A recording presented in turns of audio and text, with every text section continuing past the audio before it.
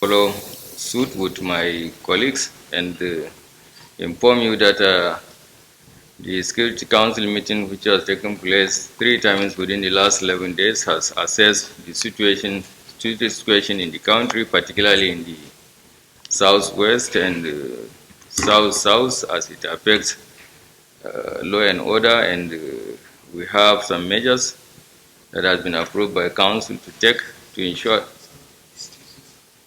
sorry, southeast and south-south.